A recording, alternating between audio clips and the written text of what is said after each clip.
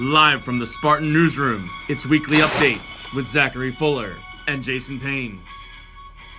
Welcome to the Weekly Update for the week of January 22nd. This is episode 18, and for the Week in Review, I'll kick it to Mr. Fuller. Thank you, Mr. Payne. The Week in Review, 8th grade midterm exams happened this week on either Wednesday or Thursday, with makeups occurring today, Friday. The Winter Wonderland dance, we regret to announce, is canceled for this evening. We had a lack of ticket sales and didn't meet our quota of number of students to participate in the dance. Spartan Block registration began this morning at 7:55. The window will remain open for Spartan Block registration until next Wednesday, when it will close at 5 o'clock p.m.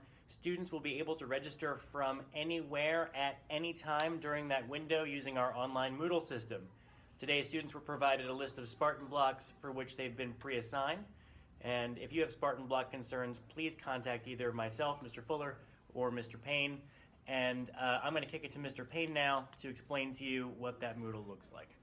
Thank you, Mr. Fuller. To sign up for Spartan Blocks, you're going to access our Moodle page. Start on our district webpage, sdsd.org. Click on Resources and go to Students. On the student page, you will see a link for Moodle, and there will be a sign-in page. Your student will go to the sign-in page, and it will look something like this. Each day has a different set of offerings, so when you click on a course offering, it will land you with a list of choices and a Save My Choice. So I can choose Mr. Grumman's academic drawing, and then click Save My Choice, and that will register me for day 2. You would go back and do this process for every day in the cycles 2, 3, 4, 5, and 6. We have a special guest presenter this week. On Thursday, 6th grader Ezra Parks' grandmother, Dolores Miller Parks, spoke to the 6th grade about her experiences as a participant in lunch counter sit-ins during the civil rights movement in St. Augustine, Florida. Ms. Parks shared a moving open letter that she wrote after being in jail for 11 days for her peaceful demonstration, as well as artifacts from that period with our students. Some notable quotes from her presentation, quote, "I'm not a quitter, and I can tell by the look in your eyes, you're not quitters either. And you all look the same to me. Beautiful. You are individuals, but you are all beautiful." Special thanks to Ezra and his grandmother for providing this wonderful learning opportunity for our students. Please view the video that's linked down in our newsletter for more information about Ms. Parks' experience. And now to Mr. Payne for the week ahead.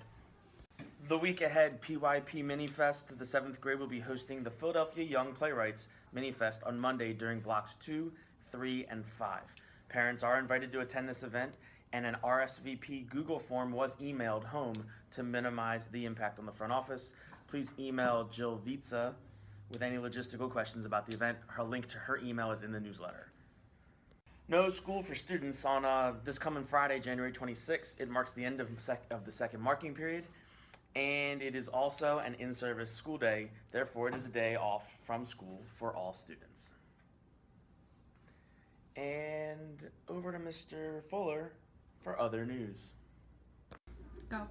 Speak Up will take place at the middle school on February 6th at 6:30 p.m. This is a unique opportunity for parents, teenagers, and educators to engage in great conversation around really difficult topics. I encourage all of our families to come out to Speak Up on February 6th.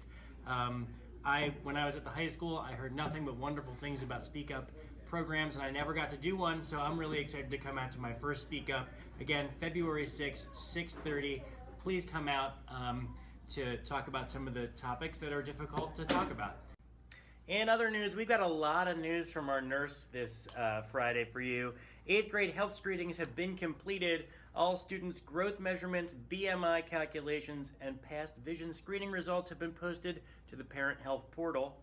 Please read the directions that are linked down in our newsletter for how to sign up for that portal. If your child did not pass the vision screen, you received a letter in the mail or you were notified by phone.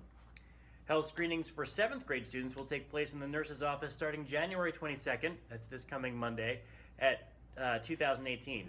Health screenings are done annually, and for 7th grade students, they include vision, hearing, and growth assessments. You'll be notified of your child's health screening results.